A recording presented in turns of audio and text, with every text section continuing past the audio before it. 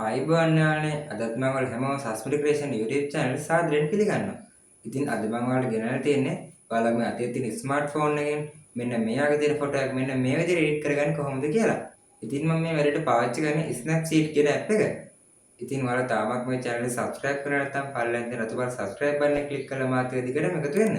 ඉතින් අපි බලමු මේ app එක install කරලා මේකෙන් edit එකක් කරන්නේ කොහොමද කියලා.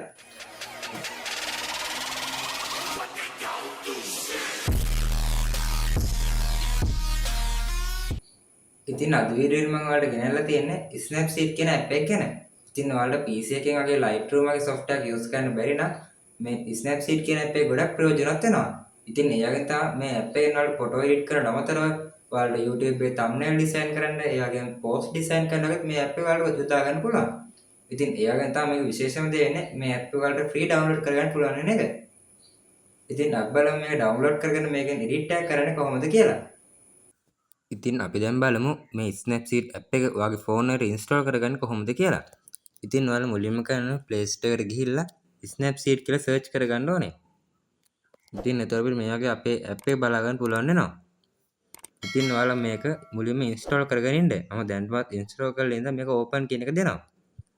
ඉතින් අපිට එතකොට මෙන්න මේ වගේ අපේ app එක open වෙනවා බලා ගන්න පුළුවන් වෙනවා. ඉතින් අපි මුලින්ම මේකට ෆොටෝ එකක් import කරගෙන බලමු.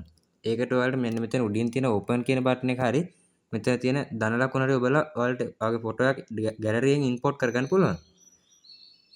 ඉතින් මම මේ විදිහට ෆොටෝ එකක් open කරගන්නවා. ඉතින් අපිට මුලින්ම මෙතන styles කියන තියෙන tab එකේ මේ වගේ අපිට එක එක styles කීපයක් බලා ගන්න පුළුවන් වෙනවා. ඉතින් ඔයාලට edit කරන්න ලොකු දැනුමක් නැත්නම් මේ තියෙන styles ගොඩක් වැදගත් වෙනවා.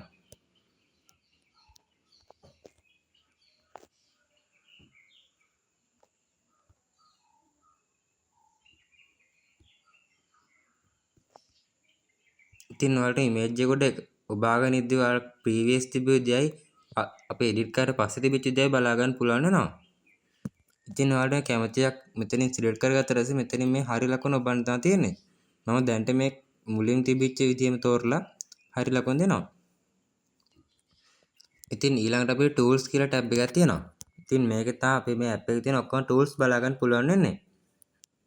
ඉතින් ඊළඟට තියෙන්නේ export කියන එක. ඉතින් මේකේ අපිට options හතරක් තියෙනවා. ඉතින් මේ option හතරෙන්ම වෙන්නේ අපි edit කරගත්ත රූපේ export කරගන්න එක. ඉතින් මේ අපිට share කියන option එක වගේ අපිට මේක අපේ ෆෝන් එකට export නොකර කෙලින්ම share කරන්න පුළුවන්.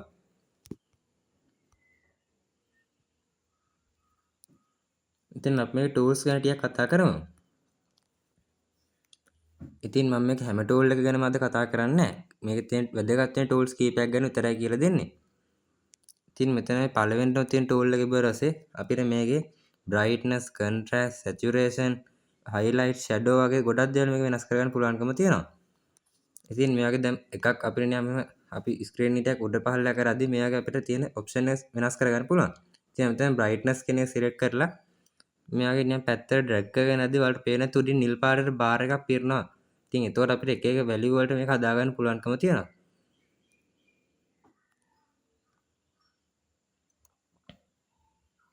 ඉතින් මේ උඩ මෙතන තියෙන මේ පොඩි සලකුණක් වගේ තියෙන එක ක්ලික් කරලා අපේ previous තිබිච්ච දේ බලා ගන්න පුළුවන්කම තියෙනවා. ඉතින් ඊළඟට මම contrast කියන එකට යනවා. ඉතින් මේ විදිහට අපිට මේ එකින් එක පල්ලෙහාට යන ගමන් මෙයාගේ අපිට values වෙනස් කරගන්න පුළුවන්.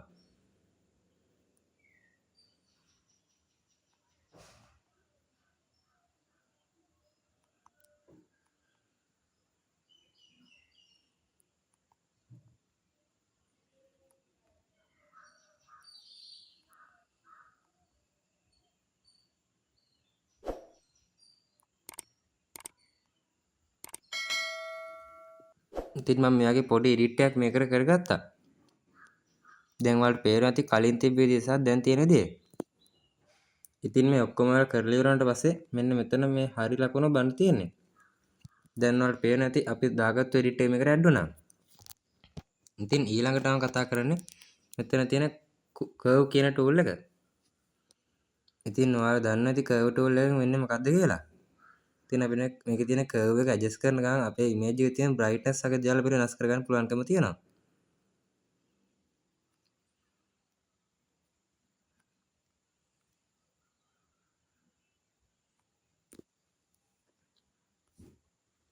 ඉතින් අපිට මෙතන මේ කෙළවරෙම තියෙන බටන් එක බලලා මේක අපිට අවශ්‍ය වෙනස් කරගන්න කලර්ස් සිලෙක්ට් කරගන්නත් පුළුවන්.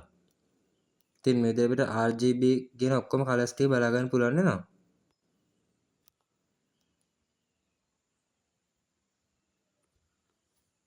ඉතින් ඔයාලගේ එඩිට් එකට ගැලපෙන විදිහට මේකෙන් අවශ්‍ය කලර් එක සිලෙක්ට් කරගන්න ඕනේ. ගොඩක් වෙලාවට මේ RGB කලර්ස් වලට ඔක්කොම එකට තියෙන එක සිලෙක්ට් කරාම තමයි ලේසියෙන් අපිට එඩිට් එක කරගන්න පුළුවන් වෙන්නේ. ඒක ඔයාලගේ ෆොටෝ එක අනුව වෙනස් වෙනවා.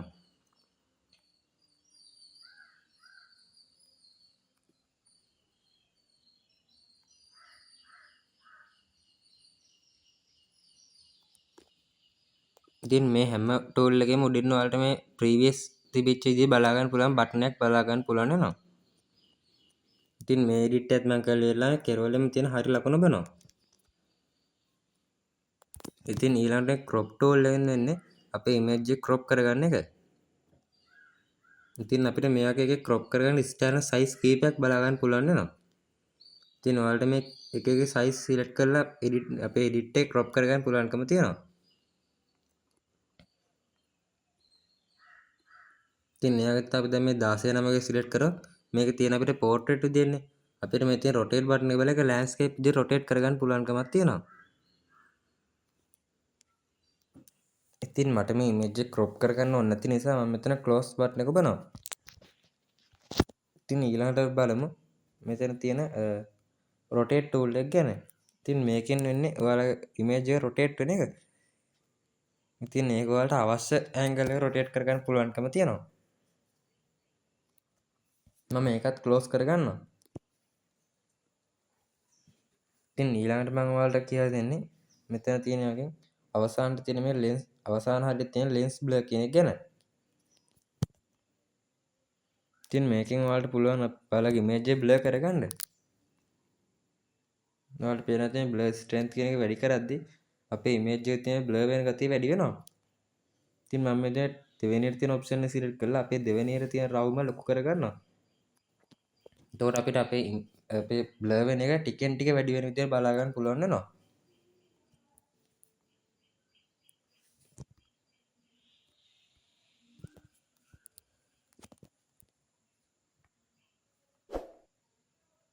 ඉතින් මේ විදිහට වලට මේ අවසාන තිබෙ vintage කියන strength එක වැඩි කරලා දැස්සේ අපේ වටේම මේ කළු වෙනවා බලා ගන්න පුළුවන් වෙනවා.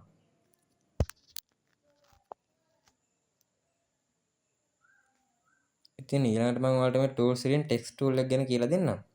ඉතින් ඒකට මම මේ tools කියන එකට ඇවිල්ලා text කියන එකට බලනවා. ඉතින් ඊට පස්සේ ඔයාලට මෙතන font අපේ styles කීපයක් බලා ගන්න පුළුවන් වෙනවා. ඉතින් මම මේක style එක select කරගෙන අපේ screen එකට double tap කරලා දැස්සේ මෙන්න මේක අපේ text එක වෙනස් කරගන්න පුළුවන්.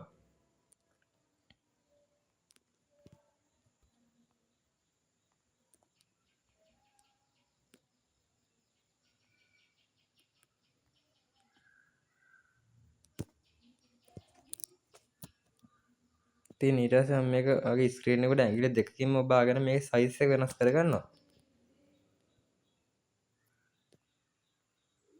ඉතින් ඊට පස්සේ මම මේක opacity එක ටිකක් අඩු කරගන්නවා.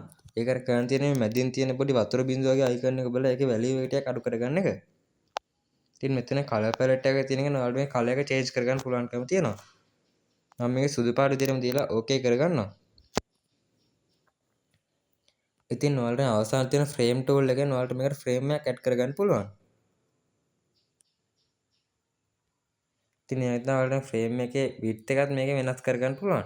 ඒකට කරන් තියෙන්නේ මේ අපි නම් image එකට ඔබාගෙන drag කරන් යද්දි අපේ උඩ තියෙන value එක වෙනස් වෙනවා බලා ගන්න පුළුවන්. දැන් මම මේකේ නිකන් පොඩි frame එකක් add කරගත්තා.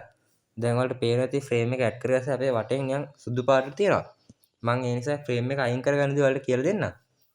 ඉතින් මෙතන මේ උඩින් තියෙන icon තුනෙන් මේ කෙරවලෙම තියෙන icon එක ඉවර ඇස්සේ ඔයාලට මෙතන undo redo වගේ දේවල් බලා ගන්න පුළුවන් වෙනවා. ඉතින් මම මෙතන මේ හතරවෙනි තියෙන view edits කියන එක බලනවා.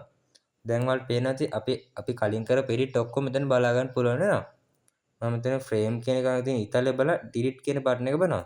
දැන් ඔයාලට පේනවා ඇති අපි අර add කරගත්තු frame එක අයින් වුණා. ඉතින් ඒ විදිහට අපි කරපු edit එකක් අයින් කරගන්නේ. ඉතින් මේ විදිහට අපිට මේ කලින් කරපු edit ඔක්කොම මෙතන තියෙනවා.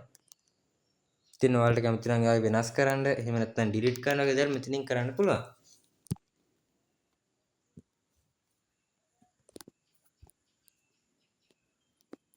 ඉතින් අවසානට අපි දැන් මේක එක්ස්පෝර්ට් කරන්නේ කොහොමද කියලා.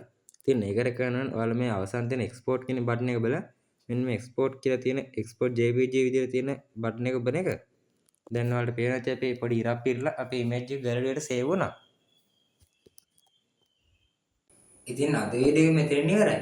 ඔයාලට මේ වීඩියෝ හොඳයි කියලා හිතනවා නම් මගේ channel එක subscribe කරලා මාත් එක්ක දිගටම එකතු වෙන්න.